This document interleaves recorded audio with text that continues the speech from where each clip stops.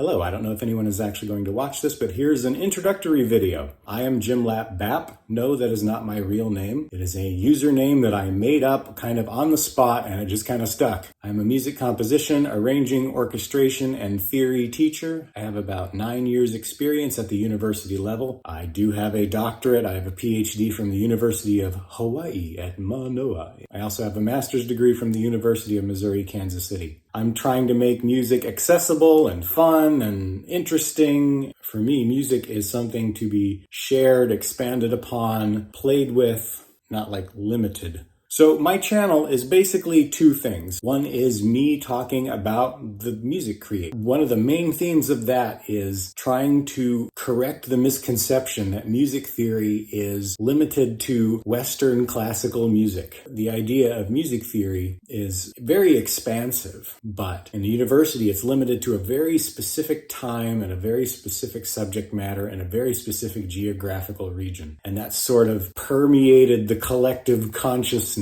at least in Western society. And I get a lot of arguing from both the classical people and the people with no classical music theory training. The other side is what gets the most views, and those are my sort of extreme arrangements where I take something in one genre and usually arrange it in another genre. It's usually much older genre or much less known or much less popular. This probably stems from my background as an American growing up in Japan. I grew up in a city of about 1 million people, and there were probably somewhere in the vicinity of 20 white people in the whole city when I was there. My international school class had 7 people. Most of them were either from Korea or Taiwan. And so that sort of being out of place is sort of my hypothesis as to why I enjoy making these arrangements in the style very distant from it. Because what happens is I usually have to choose between maintaining the song or making it sound like the style. And so whatever I do, I'm not going to be both. And it usually ends up being a mixture of the two. That's a lot of me and a lot of what they're called, third culture kids. If you're like a first generation immigrant,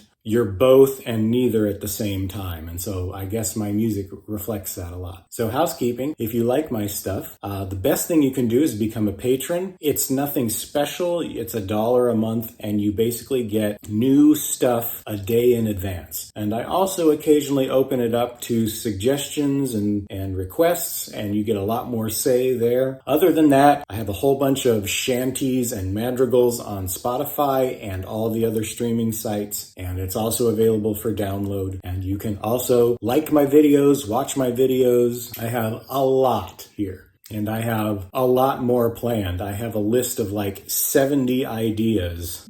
By the time I get to those 70 ideas, I will probably have 70 more ideas. For the near future, I am never running out of material.